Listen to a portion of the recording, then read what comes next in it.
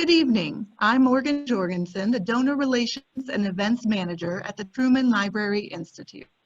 On behalf of the Truman Library Institute and Eisenhower Presidential Museum and Foundation, it is my pleasure to welcome you to a special joint presentation of Countdown 1945, featuring Chris Wallace.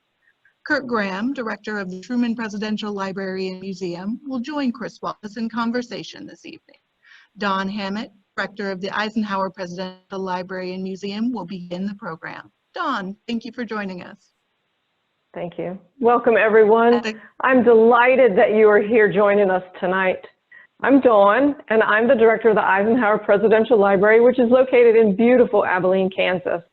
The Eisenhower Presidential Library is honored to partner with the Truman Presidential Library, the Eisenhower Foundation, and the Truman Institute to bring you this very special program.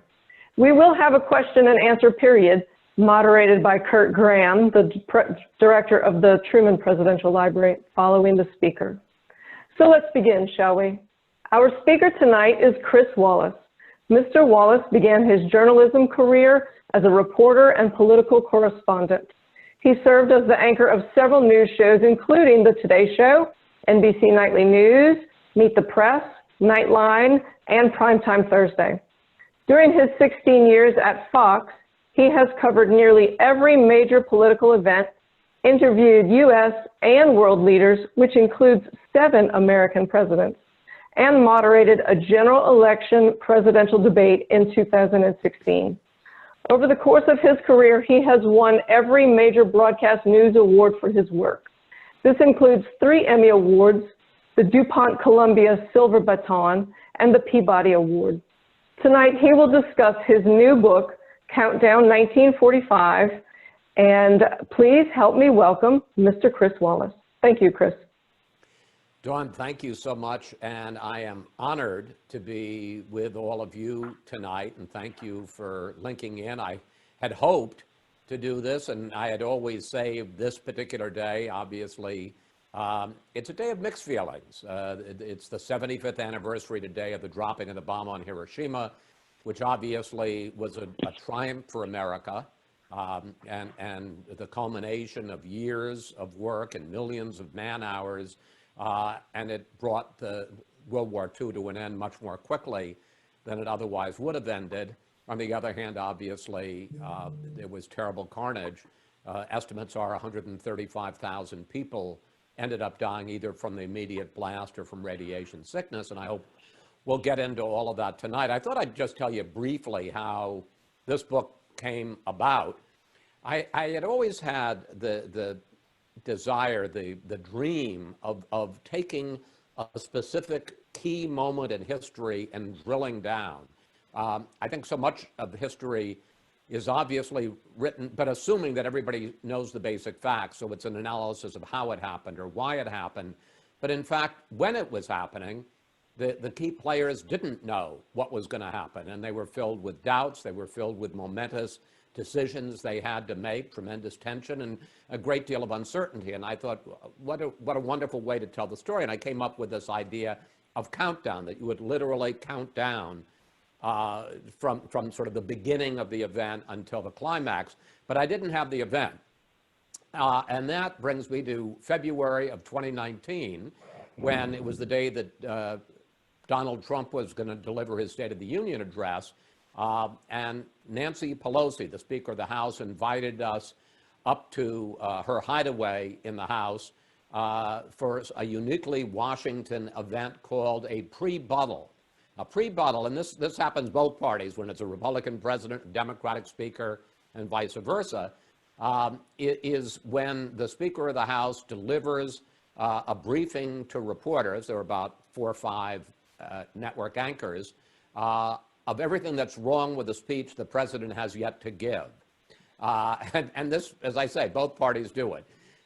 And we were in this room, and Speaker Pelosi just happened to mention, parenthetically, it was in this room, she said, at the other end of the table where we were sitting.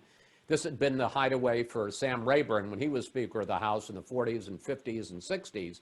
And she said it was in this room that Harry Truman had gotten a call that he had to go to the White House as quickly and quietly as possible, and that he hung up the phone and he said, "Jesus Christ and General Jackson." I thought, that's my event. And I didn't know then, but it turned out it was 116 days from that day, April 12th, 1945, until 75 years ago today, August 6th, 1945, when the bomb was dropped on Hiroshima.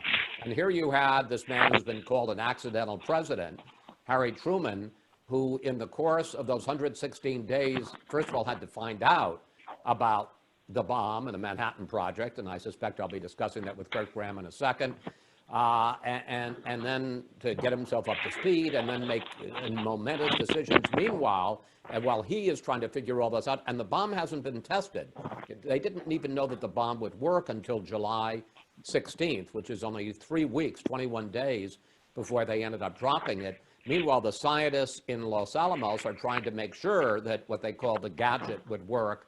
And meanwhile, you have the flight crew from the 509th Composite Group, which when the bomb was finally given to them on this island in the middle of the Pacific, Tinian Island, 1,500 miles off the coast of Hiroshima, they didn't know what was going to happen when they dropped the bomb. One, would it work? And if it did work, would the shock waves from the explosion knock the plane right out of the sky? So that was the point of the story, was to show it has enormous drama and a lot of surprises and wonderful moments that I didn't know about when I began the project.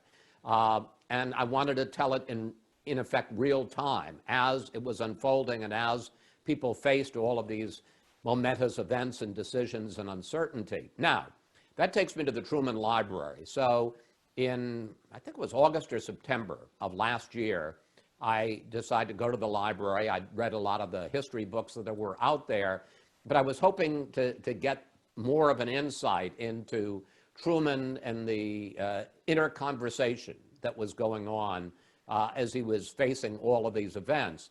And I remember I went out there and I met with Kirk Graham, who you're all going to be talking to me in a moment. And we had a wonderful conversation. And I had been to presidential libraries, lots of them before, as a tourist to go through and see all the exhibits. I'd never been in the back with all of the archives and all of the records. So he put me in the very accomplished hands of Randy Sowell, an archivist at the library. And I remember saying to him on the first day, you know, I'd written to him beforehand and said the kind of information I was interested in, and he gave me all of these files. I just had never done this kind of work before, and I remember going through all the files all day for hours. And at the end of the day, I really hadn't come up with very much. And I remember going back to my motel room, I don't know, 5-10 minutes away from the library, and being quite depressed and thinking, I don't know what I'm going to get out of this. Well, when I arrived the next day and I said, is there anything that gives more of a sense of what was on Truman's mind? Suddenly, and I have to say, and Randy is the only one who knows whether he was doing it on purpose. Maybe I've always thought maybe there was a little hazing involved. Suddenly, he brings up this treasure trove of Truman's diaries and his letters to his beloved wife, Bess, and his mother and Mary back and his sister Mary back in Grandview, Missouri. And I thought, well, now this is what I'm looking for. And I tell you that information, the documents that I got that day were just indispensable as I was writing the book and trying to explain what was going on in Harry Truman's mind during all of those momentous moments. So thank you to Randy, although more for the second day than the first day. Thank you to Kurt. Thank you to Dawn. I am delighted that this is a joint project with the Eisenhower and Truman Library. And as I'm sure we'll discuss, Eisenhower does make a brief appearance in this story, in this book. So with that, Kurt, take it away. Well, thank you, Chris. What a thrill to have you with us. And you're right. You know, these two Midwestern presidents have everything to do with the end of the war, and it's very appropriate that we have you here on this date in particular to mark this occasion for us. As you say, it's a day of great mixed feelings. But I just wanted to let you know that if you had been able to come to Kansas City, we would have done this probably down on the plaza in Kansas City at a venue, probably holding 1,000 or 1,100 people, something like that. Well, I don't know what the numbers are tonight, but I know that registrants and the number of people who said would be watching each of those feeds. We have over 1,000 people tuned in tonight. And I just got an update, by the way, just so you know, you're not just talking to people in the Midwest. We have people dialing in from Brazil, Canada, Germany, Hungary, India, Israel, Malaysia, Mexico, Puerto Rico, the United Kingdom, the US Virgin Islands, and of course, right here in the heartland. So I don't know, you draw a crowd, what can I say?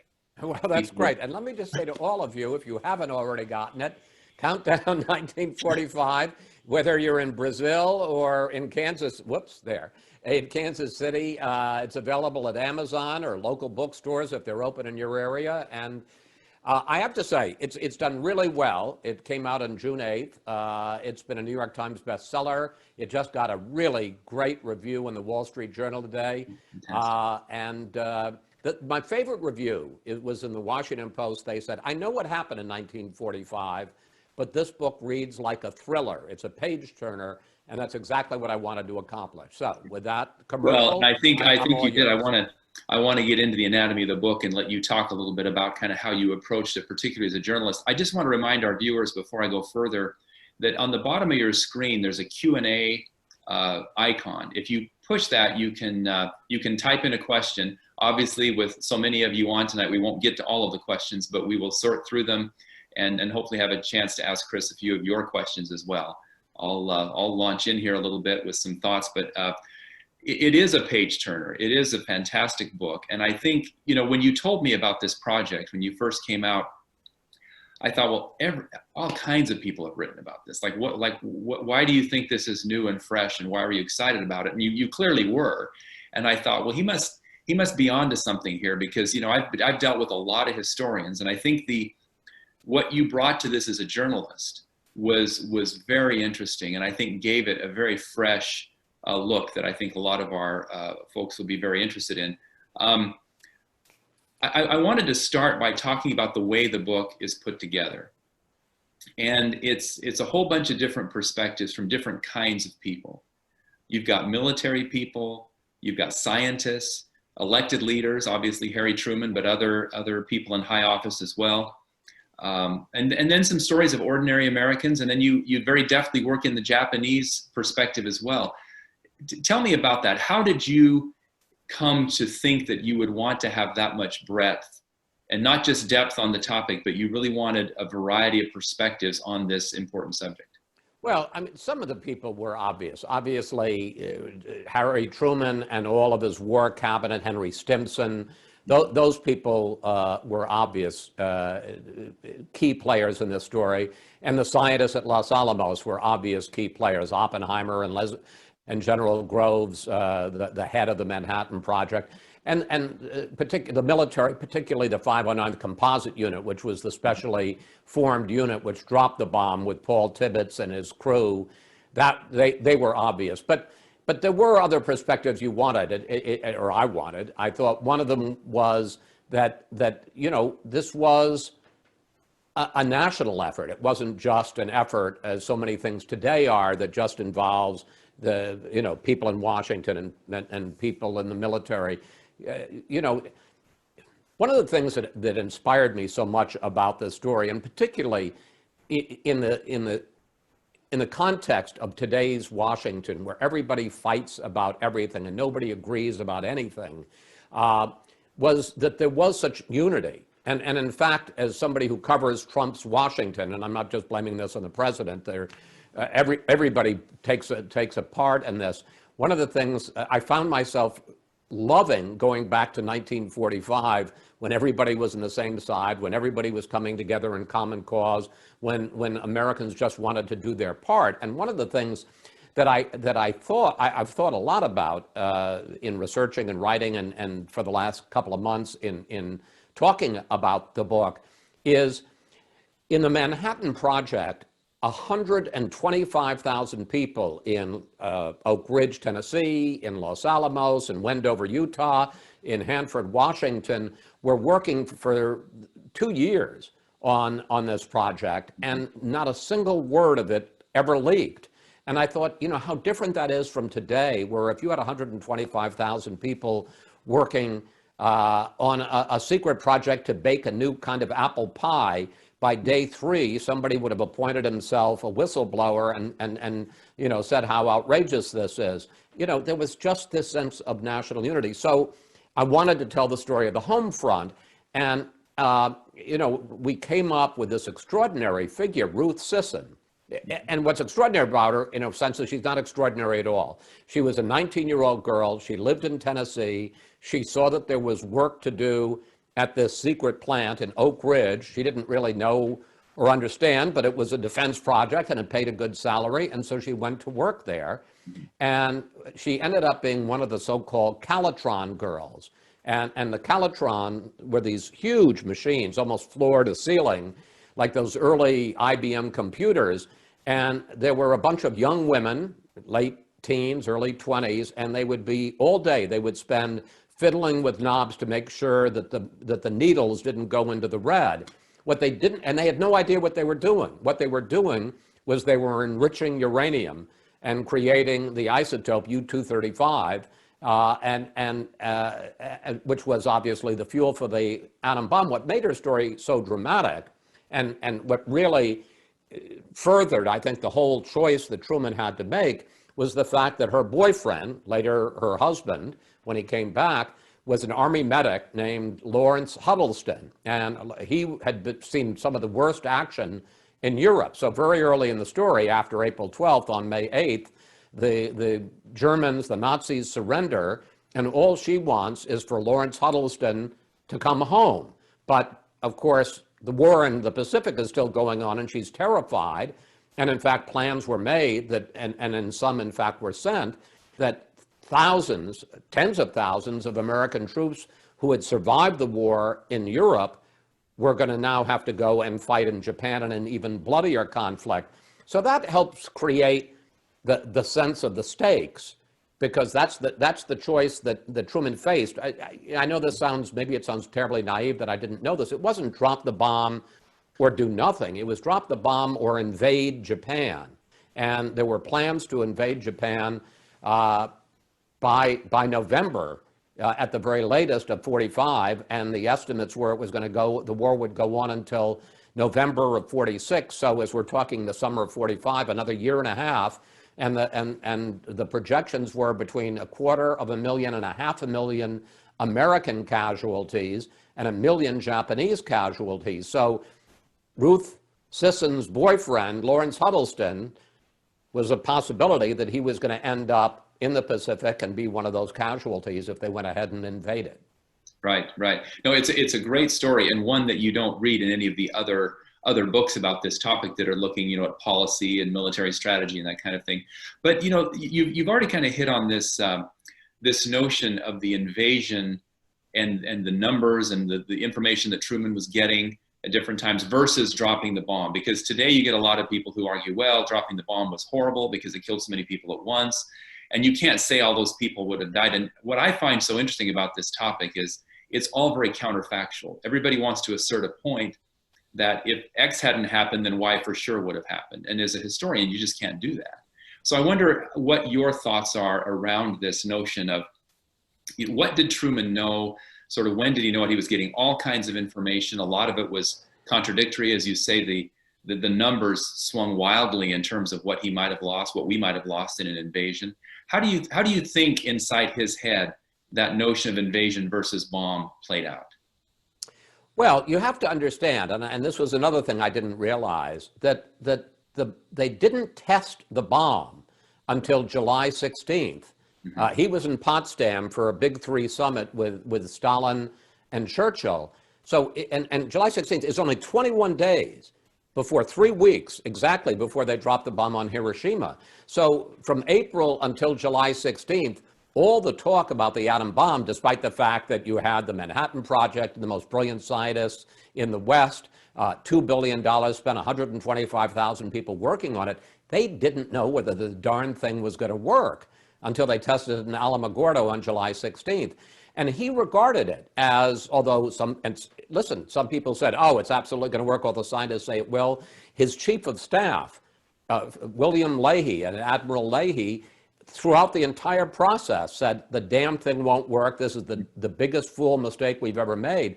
So he understood and he was weighing the possibility of the bomb, but he has a meeting on June 18th in the White House, and it's his whole war cabinet.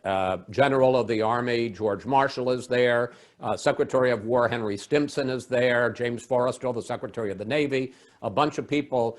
And the meeting goes an hour. And for the better part of the hour, the only discussion is about invading. And Marshall, they talk about the casualties, they talk about how long the war is going to go on. Marshall has this amazingly precise number. As he says, I'm going to need 766,700 troops. I don't know what he thought the 700 troops were going to do, but there's 750,000 troops that he wanted to do the war, and at the end, to conduct the invasion. At the very end, there was a fellow there named John McCloy. John McCloy was probably the most junior person in the room. He was an assistant secretary of war, but he was a very distinguished lawyer. Stimson thought the world of him. And he was a troubleshooter. He ended up becoming the High Commissioner to Germany after the war. He became the head of the World Bank, and he was a member of the Warren Commission that investigated the assassination of John F. Kennedy. So that gives you a sense of what a serious man this was. They're about 45, 50 minutes into this hour meeting, and Truman, and this is one of the things that really impressed me about him, he sought out all the information. He wasn't scared of it. There was no groupthink. And he turns to McCloy and he says, nobody gets out of this room until you tell me what's on your mind, because he hadn't talked. And he turns to Stimson, McCloy does, like, can I?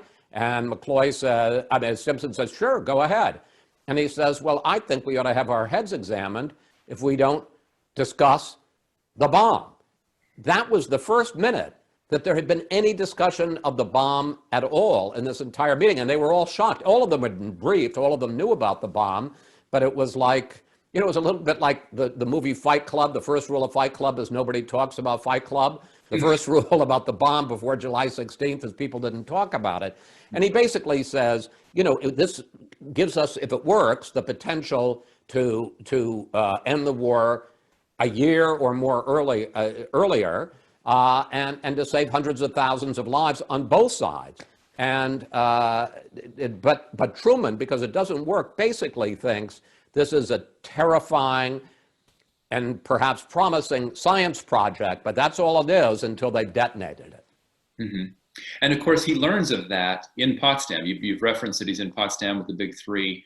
Talk a little bit about, you sort of contextualize this with his cabinet and his own advisors and sort of the domestic side of it. Talk about the international perspective and how his relationship with those other leaders, specifically of Stalin and Churchill and eventually Attlee. What does that context bring to this discussion about what he knows and when he knows it and what he decides to do? Well, it's interesting. I learned a lot about Harry Truman. I think most people who haven't studied him have this kind of two-dimensional image. This famously decisive figure, the buck stops here. He made a decision. He never thought about it. Like everybody else, there's a three-dimensional side, and it's a much more interesting side. When he arrives in Potsdam on July 16th, he is intimidated because, you remember, he is now filling the shoes of Franklin D. Roosevelt. He had only been vice president for 82 days when Roosevelt died and he becomes the president. And Roosevelt had a relationship, a very close relationship with Churchill. They'd spent more than 100 days together during the course of the war. Roosevelt had a working relationship with Stalin. But, now there's this guy who 10 years before had been a county commissioner. 1934 had been a county commissioner in Jackson County. Not to denigrate Jackson County. I love Jackson County. Spent some happy few days there. But, now he's on the world stage with these people that he'd never met, who he'd only seen in newsreels. Mm-hmm. And he very much feels that he's the junior partner in the group. Mm-hmm. But he also knows if this bomb works, and as I say, he actually gets there the night of the 15th, the 16th, he wakes up there. If the bomb works, he may be the junior man in terms of seniority, but he'll be the senior man in terms of clout. And, you know, by late on the day Berlin is, which is, Potsdam is just outside Berlin, it's a suburb, is 8 hours ahead of Alamogordo, New Mexico. So late that night, he gets word from Stimson, the bomb works, and now suddenly he's in the catbird seat. Churchill had known about the bomb all along. In fact, he was the one in 1941 who said to Roosevelt, we need to get going on this thing, because he was worried that the Nazis would develop the bomb first. Stalin supposedly didn't know anything about the bomb, and I'll just tell a quick story and stop talking. July 24th, they finally know the bomb works, but one of the big questions that Churchill and Truman have is, when do we tell Stalin? Because they think he knows nothing about it. So they decide, look, we don't want to tell him too much, because yes, he's an ally, but not too much of one. On the other hand, we don't want to leave Potsdam, having been with him all this time, and then use the bomb and not have told Stalin, because that'll only make the relations even worse. So on July 24th, they decide he's basically going to tell him as little as possible. And Truman goes over to Stalin, and Stalin's translator doesn't even bring his own. And he says, I need to tell you about an immense project that has just succeeded in developing a weapon of indescribable power. And Stalin says, through the translator, well, I hope you'll put it to good use against Japan. And he walks away.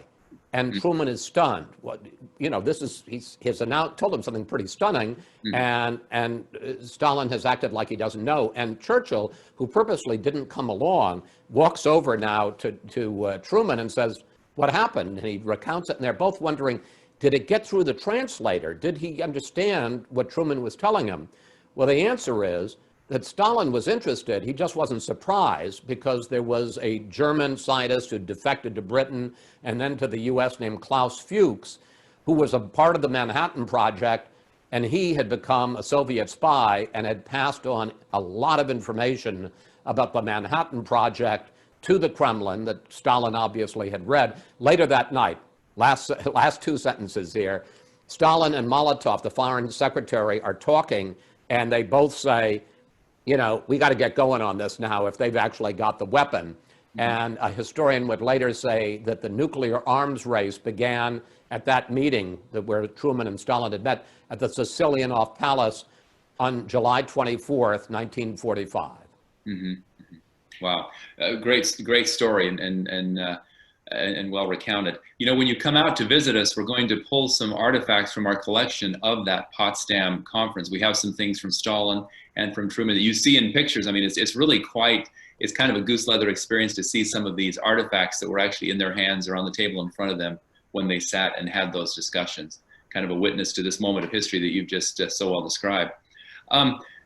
Thinking about these different personalities that you've encountered, you know, and I mentioned you've got scientists and you know, military leaders, and of course, you know, they all have egos, they all have personalities, and you as a researcher and a writer, you kind of get to know them. Which of these personalities stand out for you? You know, whenever you write something as a historian, you always think, who would you most like to meet? Who would you most like to know if you could have been a fly on the wall or you know, been in their orb, and why? What is it that stands out about any of these folks? Well, I think I hesitate not to say Truman, since I'm talking to the director. We'll let you have two. We'll let you have two. You can talk about Truman. Well, Truman, obviously, but you know, the thing about Truman is I'm thinking about it more as a reporter. Let me say, who would I most like to meet? Who would I most like to interview? And I think, you know, the problem with Truman is he never expressed any doubts about this. He said, I understand the stakes and I understand, but you know, this saved tens of thousands. At one point he writes in his diary, I think the flower of American youth is worth a couple of Japanese cities. And, you know, that was his calculation, and a perfectly sensible one for a president in the midst of a war to make. I think the person that fascinates me the most, and also there's more, you know, there are more gaps in terms of what, or variation in terms of what he thought, would probably be Robert Oppenheimer. Robert Oppenheimer was the scientific director of the project, and a wonderfully colorful guy. He was a brilliant theoretical physicist. He was 6 feet tall, weighed 135 pounds. As we say in the book, he was slender to the point of emaciation. He spoke 6 languages. and he learned Sanskrit so he could read the Hindu devotional poem, the Bhagavad Gita, in the original Sanskrit. And he was absolutely brilliant. He used to teach at Berkeley in the north of California and California Institute of Technology in Pasadena. And students would literally, one semester each, would shuttle back and forth so they could just hear his lectures, which would be sprinkled with literary references and Shakespeare and all kinds of things. And he was thought of as being famously dismissive, that he, as soon as he got the first grasp, and he was so brilliant, he got the first grasp very quickly. What somebody was saying, he would dismiss them and be very rude. So much so that when he was named the scientific director of the Manhattan Project, there were 8,000 people inside the secure fences of Los Alamos. One of his colleagues said he couldn't manage a hamburger stand. Well, in fact, he turned out to be a brilliant manager and administrator, and he had to ride herd because you had Leslie Groves, who was the general in charge of the Manhattan Project, who was a bulldozer of a man and was constantly pushing the scientists to meet deadlines, and sometimes scientific discoveries don't go by deadlines, and viewed all of the scientists as impossible prima donnas. So he had to ride herd on the one hand, keeping Groves satisfied, while on the other hand, protecting his scientists. Famously, I talked before about the detonation of the bomb on July 16th in the vast desert of Alamogordo, New Mexico. Famously, when the bomb exploded, he quoted the Bhagavad Gita, and he said, "Now I become death, destroyer of worlds." I mean, boy, would you like to talk to somebody who that was his instant reaction to it? And he was quite proud of what they accomplished, but he was riven with second thoughts afterwards. And in fact, I'll tell a quick story that in October of 45, just 3 months after, or 2 months after the detonation of the bomb, the dropping of the bomb on Hiroshima, he goes to the White House to meet with Truman for the first time. And as I say, filled with these second thoughts, he says, "Mr. President, I feel I have blood on my hands." And Truman, who doesn't have much truck for this, says, "Don't worry about it. I have the blood on my hands." And he couldn't wait to get Oppenheimer out fast enough. And then he turned to his staff and he said, "And I never want to see that son of a bitch in this office ever again." That sounds like Harry Truman a lot. Yes, I'll bet. That sounds like something you would have said. No, I've read that story as well. No, and I think that he did not want people to feel guilty about their participation in it. But even though there were a lot of people involved in that, and the momentum was already well underway before Truman came on board, nevertheless, I think he wanted to take ownership of it and not have anybody feel like they had done anything that they later had to regret. Speaking of regrets, one of the questions that we often get around this topic of the bombs, and one of our viewers tonight, I've been combing through some of the questions, and someone has asked, what about the second bomb? What about Nagasaki? Why did there have to be, or did there have to be, a second bomb? And what, as you sort of unpack this story, what are your thoughts about that, about why there had to be further devastation after Hiroshima? Well, let me just begin, because I want to get my Eisenhower story out so that all the folks in Abilene are watching through the Abilene websites will feel a little bit of satisfaction. We tell in the book that on July 20th, when he's at Potsdam, and he basically, by this point, has not quite, but he's about 95% of the way there, that yes, he's going to drop the bomb instead of invade.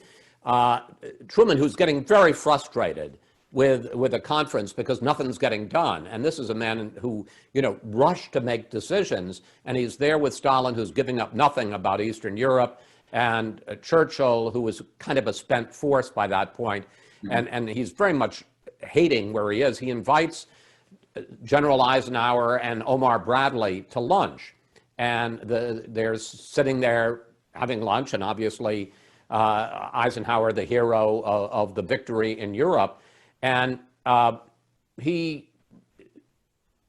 Bradley doesn't say anything about this. They're just talking about things, and Bradley and he get along very well because Bradley is from Missouri, so they got along just fine. And Eisenhower decides, he had been told just a few days before that the bomb had been tested, was ready to go by Stimson, and said that he felt a great depression about it. And he decides, without being asked, he decides to offer to Truman that he thinks that he should not drop the bomb because, one, he believes that the Japanese are finished and they'll surrender anyway, and two, because he thinks that it will hurt America's moral standing in the world if they are the first country to unleash this horrific weapon of mass destruction. So he advises them not to. And I will say, he sticks with that for even, throughout the years, even past his presidency in the early 60s. He continues to say they shouldn't have done it. The reason I wanted to tell that story is because this gets to the question of surrender. There's a lot of question about, would they surrender? And in fact, well, in any case, on August 6th, they dropped the bomb. And the thought was, well, this will be enough to shock the Japanese military government to surrender. They don't. There's silence. On August 8th, the Russians declare war on Japan, and they cross the border into Manchuria to begin the march to Japan. And a lot of American generals are very concerned that the Russians will create the kind of empire in the Far East that they've created in Eastern Europe. But the point is, on August 9th, 3 days later, after dropping a bomb and killing tens of thousands of people and obliterating a major city, they still haven't dropped a bomb, still haven't rather surrendered. And Truman's feeling, and he didn't make a separate order, he had basically said, if they don't surrender, proceed. They had one more bomb in their arsenal. They would have another one, I think, in 8 days. But they decided to go ahead and drop the second bomb on Nagasaki. The first one was a uranium bomb. The second one was a plutonium bomb, which was even more powerful and more destructive. And even after that, the Japanese government, the military government, refused to surrender.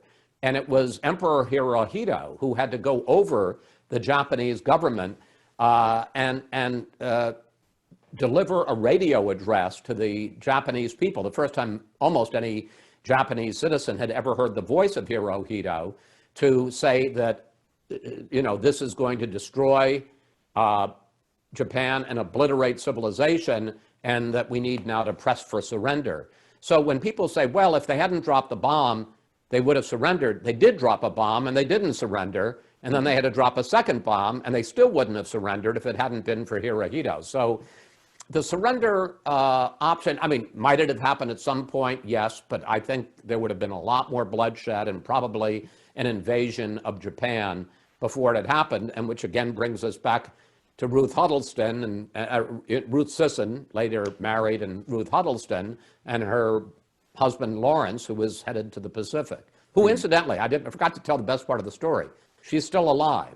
She's in her mid-90s and she's still alive, and that was one of the joys in this, is that in most cases we're one generation removed. I can't tell you how many letters I've gotten, Kurt, from people, I'm sure you get them all the time, who say, my father was in the Pacific. My father was supposed to be in part of the invasion. I wouldn't have been here if he had gone ahead and Harry Truman hadn't dropped the bomb. And in some cases, we're not even a generation removed, like Ruth Sisson.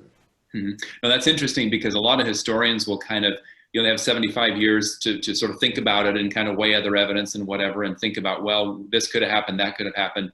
But like you, I have stood with families who are adamant about the fact that but for President Truman dropping those bombs, those families would not have existed. I know even in my own family, there were uncles and others who were going to be going to Japan, and they were told, whether this was accurate information or not, but what they were told was 85% casualties is what was expected. That was what they were anticipating. So it was a very dreary kind of time to be thinking about that. Staying on the Japanese theme just a little bit, you mentioned the emperor, but one of the really great parts of the book, I think, is the story of, is it Hideko Tamura? Hideko Tamura. The young girl who survives the bombs, but in some ways is not only a victim of the bomb and her family, but bears some psychological scars beyond just the carnage that ensued. Could you tell us that story? I think that's really a wonderful part of what you've captured here.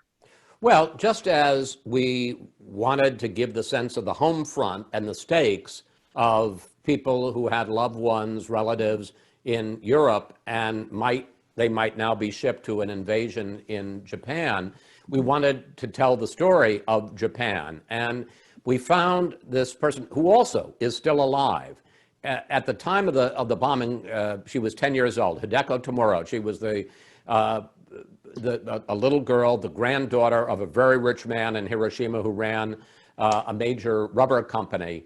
And, you know, the historians will know this so well. You come up with an idea for a story, for a subject for a book, and there's so much you don't know. And if you're lucky, and I think this is probably always true, you find so many nuggets of information and characters that enrich your story that you didn't know, that always whet your, because there's some down times in writing a book when you sit there and say, why did I ever decide to do this?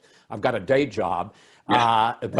But there are times when you sit there and say, this is why I'm doing this. This is why I did it. And Hideko Tomura is a perfect example. So she's 10 years old. There's been bombing in a lot of the cities in Japan, not Hiroshima, hadn't been hit at all. But for instance, in a single night, firebombing in Tokyo had killed 100,000 people. So her parents sent her out into the countryside. A lot of parents, if they had the money, would send their kids out to the countryside. So if their city should be bombed, they would be safe, the children.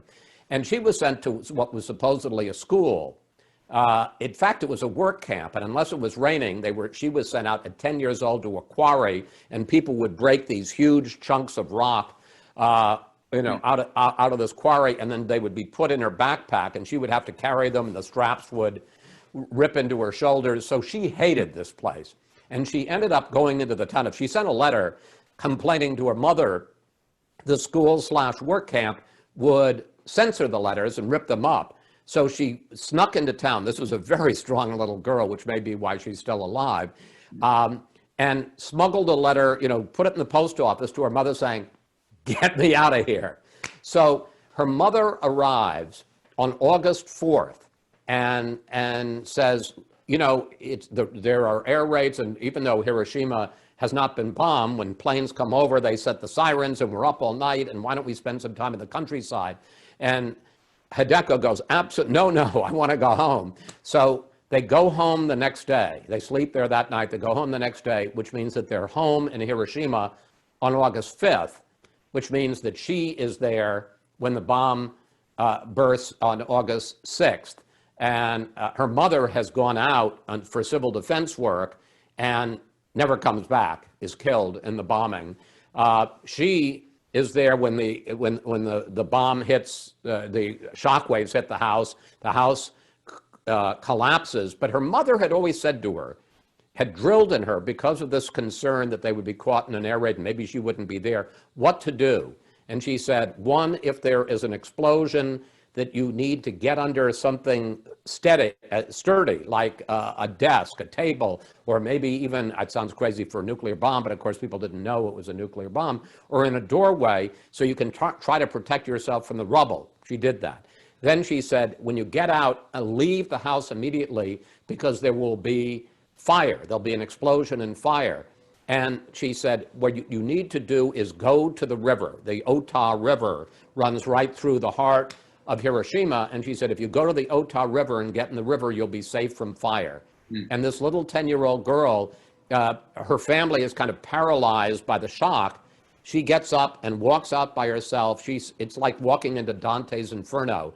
She sees people have been vaporized, and all that's left is the shadow of where they were standing imprinted on the wall. She sees people, I'm sorry to be graphic here, but whose eyeballs have been sucked out by the thermal wind, and the eye fluid is running down their cheeks. And she gets to the river and she saves herself and ends up being reunited with the rest of her family that survives, lives there until she's 17, and ends up coming to the United States. Another heartland story, ends up at Worcester College in Ohio, marries an American, has children, and is 85 today and lives in Bend, Oregon. And there's a reason she's still alive, and she survived Hiroshima.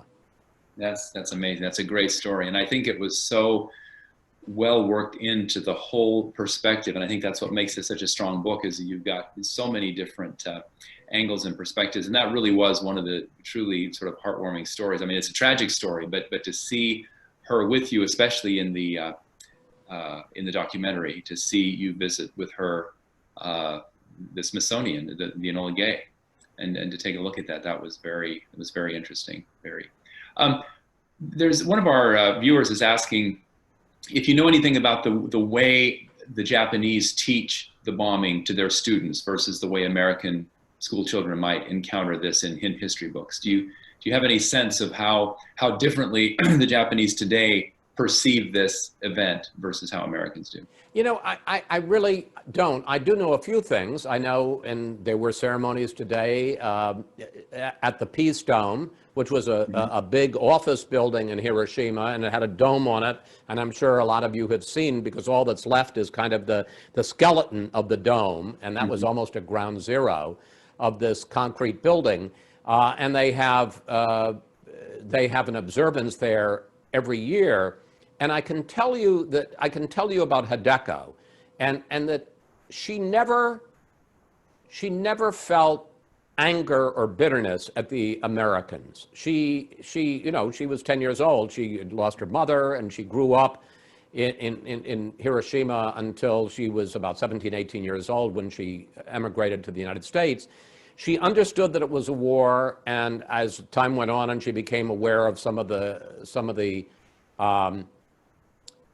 horrors of what the Japanese did, Pearl Harbor, the atrocities they committed against American soldiers, beheading of American prisoners of war. She understood that. She felt terrible sadness, and she's become very much a peace activist. But she doesn't feel anger against the U.S. And just to pick up on your story, so Fox News, and if anybody wants to look, if you go on Fox Nation, you can find it. We did an hour documentary on the book, on Countdown 1945. And all the conversations with Hideko had taken place over the phone, but we wanted, for the TV interview, to have her come to Washington. And she asked for something which I never would have occurred to me to ask. She said, her idea, can we go see the Enola Gay? And the Enola Gay, which is the plane that dropped the bomb, is at the Air and Space Museum Annex out near Dulles Airport, something called the Udvar-Hazy Annex. Well worth going to see when it opens again. And there it is, all shined up. And I was a little fearful, and certainly wondering what a reaction would be. And it was very prayerful, but almost like seeking closure and peace, not railing against this weapon of destruction that had so dramatically changed her life. Yeah, well, it was a very moving part of the book, and then became, I think, particularly poignant in the documentary, as you just described it.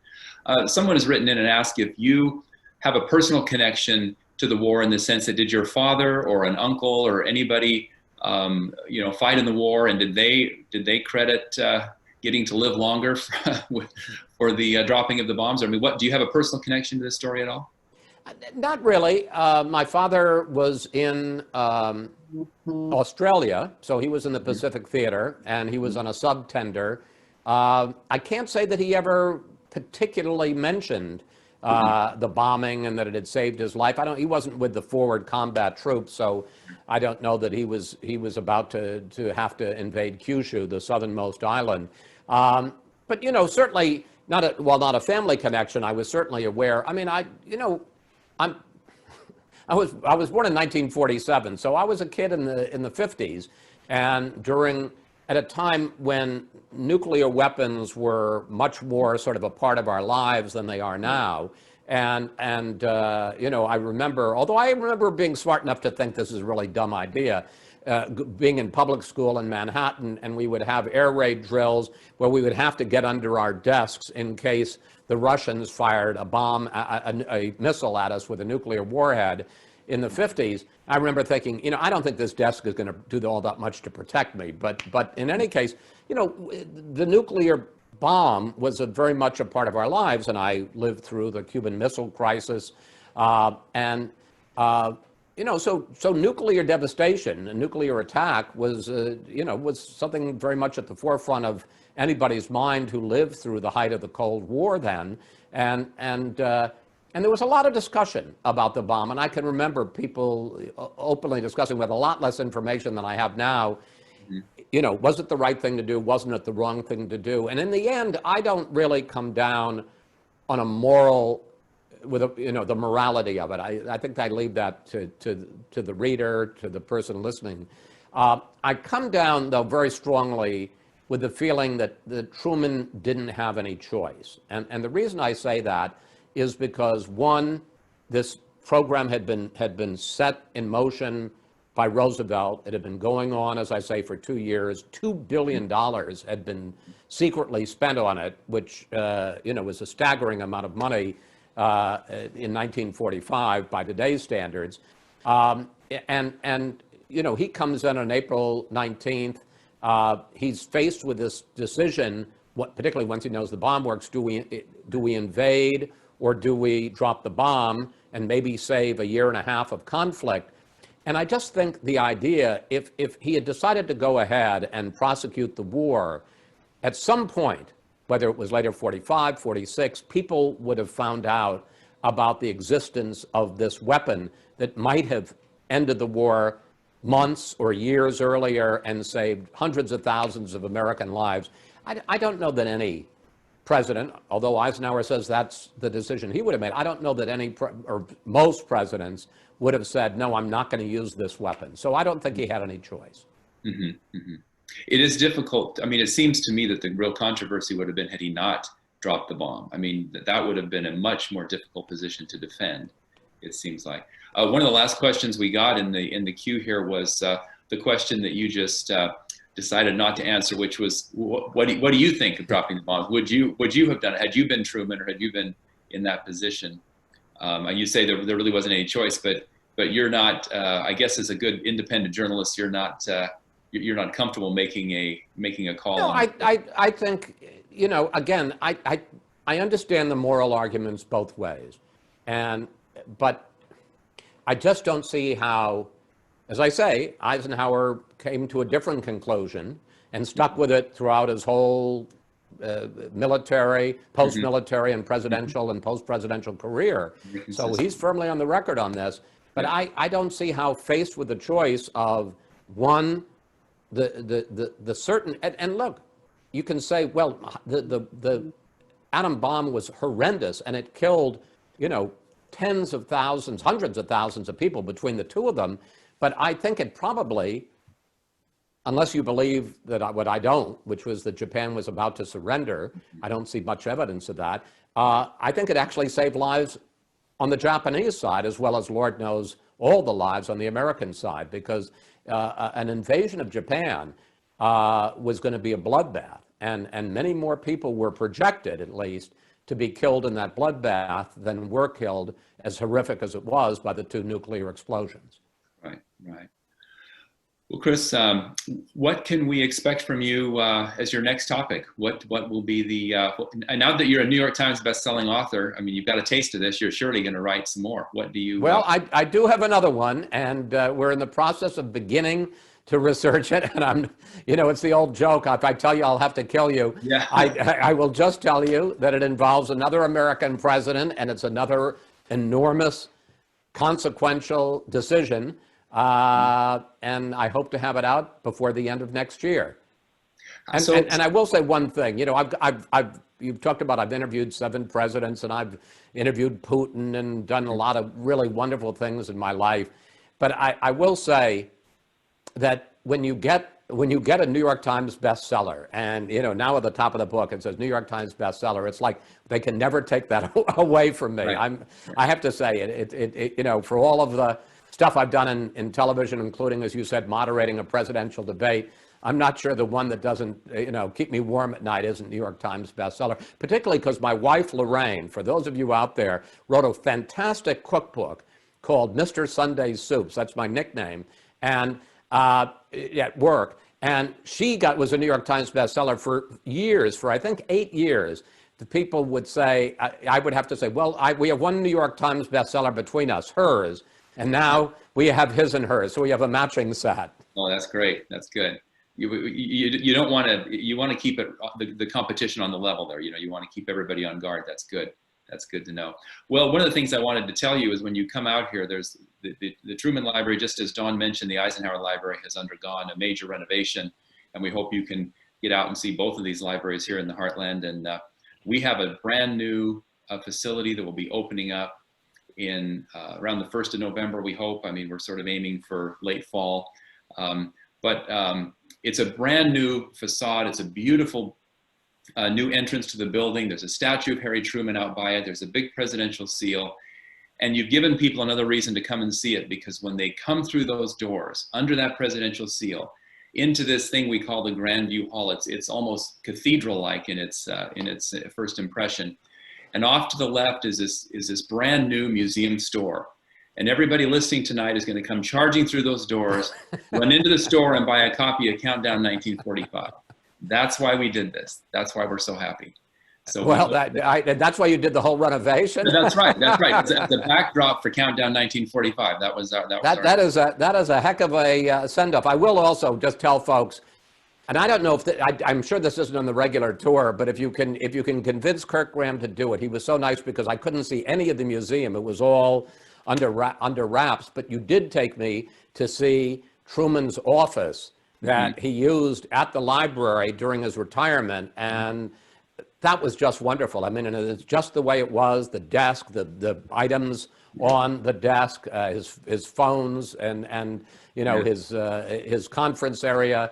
That was a real treat. That was, and I promise I'm coming to the Truman Library and the Eisenhower Library, and I can't wait. We'll look forward to it. Thanks. I wanted to make sure you knew that when you came out to Abilene, you could see the D-Day planning table. Ooh. Oh. All right, I love it. We've got Presidential Museum directors vying. I like this. That's right. Who's got the best? Well, thank you for sharing publicly that you saw Truman's office. I've only been in there a handful of times myself. So, should I not have told that story? It's a great story. No, I'm glad. All right. Appreciate it very much. Well, Chris, you're a fantastic journalist. Everybody knows that, but you've really proven yourself as a historian. You've got some great chops as a historian. Good luck in your future writing.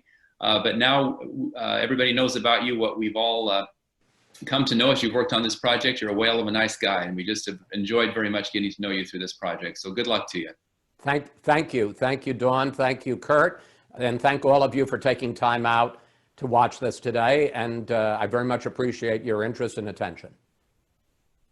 Thank you, everyone, for joining us today. And special thanks to Chris Wallace for helping shine a spotlight on Truman during the 75th anniversary of his presidency.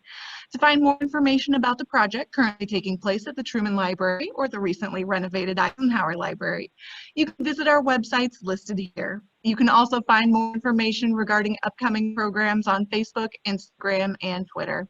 Thanks again to Chris Wallace, Don Hemmett, and Kirk Graham. And thanks everyone for joining us.